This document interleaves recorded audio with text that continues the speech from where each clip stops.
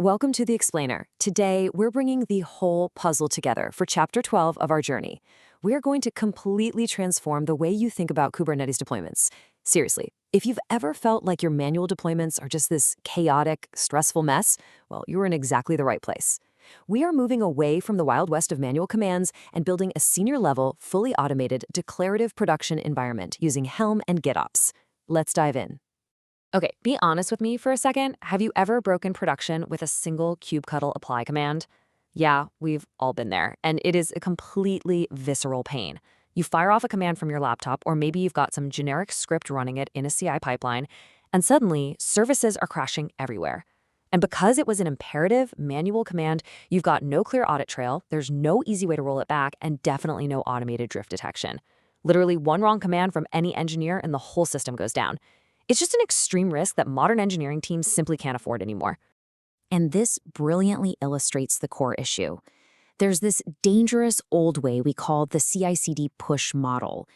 It relies on imperative manual scripts, basically just throwing commands over the wall into your cluster. The state isn't strictly versioned, and if someone manually tweaks the cluster later, well, your CI pipeline has absolutely no idea. Contrast this with the modern GitOps pull paradigm. This is declarative, fully automated, and continuously reconciled.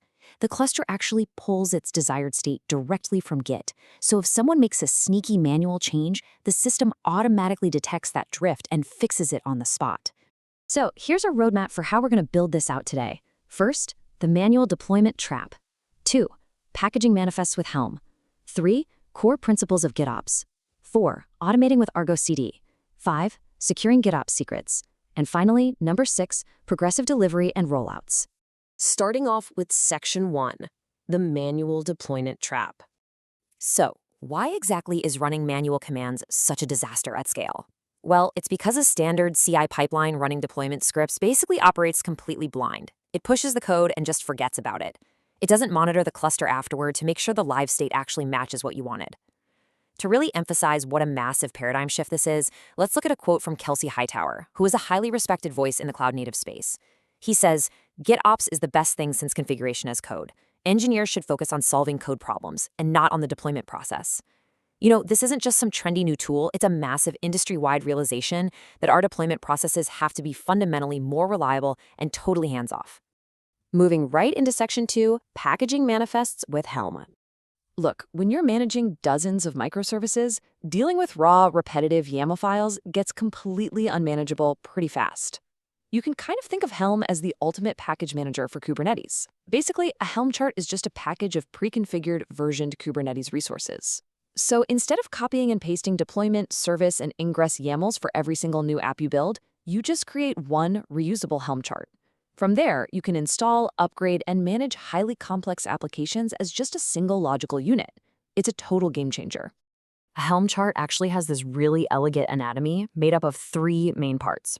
First, you've got Chart.yaml, which holds all your basic metadata and versioning. Next is the templates directory, which uses Go templates to generate your Kubernetes manifest dynamically. But honestly, the real genius here is values.yaml. This file brilliantly separates your environment-specific configuration from the core application logic. So you can use the exact same chart, but just pass it totally different values for your dev, staging, and production environments.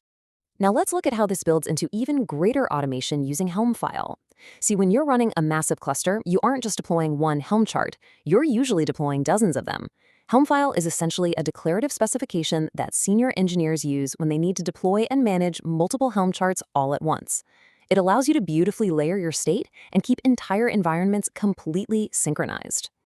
All right, Section 3, core principles of GitOps. Okay, so now that our applications are neatly packaged up with Helm, we are ready to pivot to the next big maturity step, GitOps. This is where we totally eliminate manual deployments by making Git the absolute undisputed source of truth for our entire infrastructure. But what does GitOps actually mean in practice? Well, it's a declarative continuous delivery pattern. You use Git repositories to define and, more importantly, to enforce the desired application state inside Kubernetes. Simply put, if a configuration isn't committed in Git, it literally does not exist in the cluster. It's not just a set of tools, it's a fundamental shift in your operational philosophy. To make all this work seamlessly, the Open GitOps project defines 4 core principles. First, the entire system must be declarative. Second, it's got to be versioned and immutable, meaning we maintain a complete, fully auditable history of every single change right there in Git. Third, state is pulled automatically by software agents living inside the cluster. And fourth, and honestly, this is the absolute magic of the whole shebang, it is continuously reconciled. That agent is constantly comparing the live cluster against what's in Git.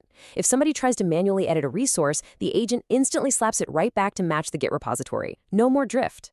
Which brings us to section 4, automating with ArgoCD. Let's dive into this. ArgoCD is the powerhouse engine that actually executes all those GitOps principles we just talked about. It's a declarative, continuous delivery tool built specifically for Kubernetes that sits right inside your cluster, constantly observing and reconciling.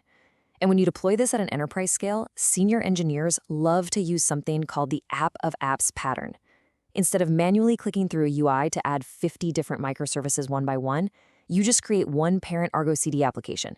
This parent app has literally one job, to point to a Git folder that contains the definitions for all your other child applications. Using this pattern, you can reliably bootstrap a massive, complex Kubernetes cluster from a single root configuration in a matter of minutes. Now, ArgoCD isn't the only player in town here.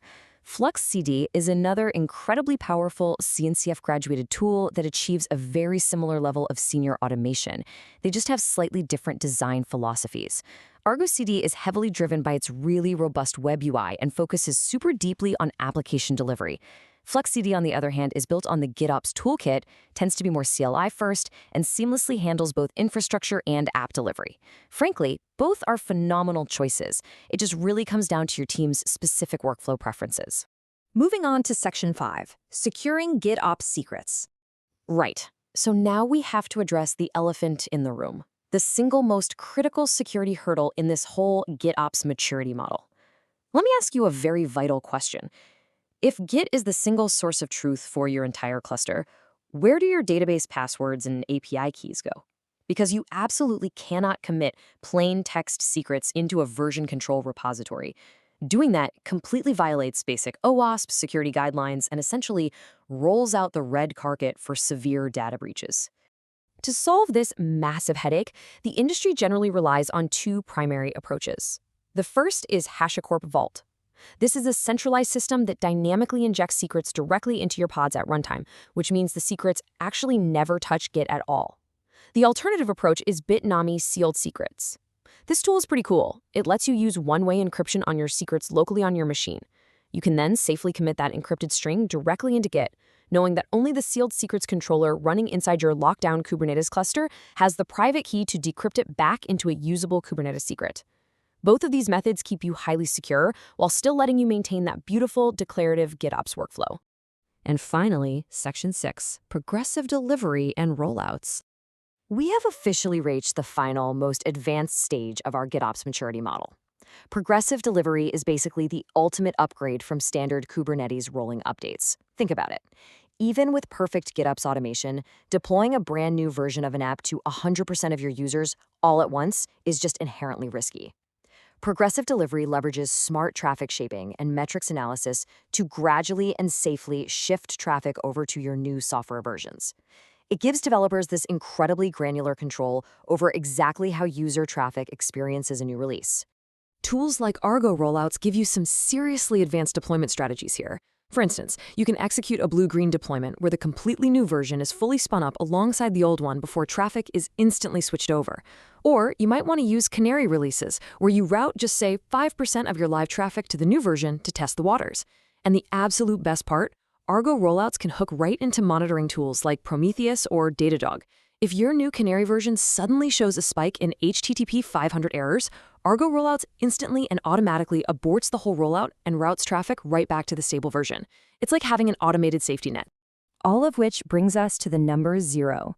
In production engineering, 0 is our ultimate goal. 0 downtime deployments, 0 production outages caused by human error, 0 late-night fire drills just because somebody typed the wrong command into their terminal. By perfectly combining Helm, GitOps, and progressive delivery, getting to 0 isn't just a pipe dream, it becomes an everyday reality.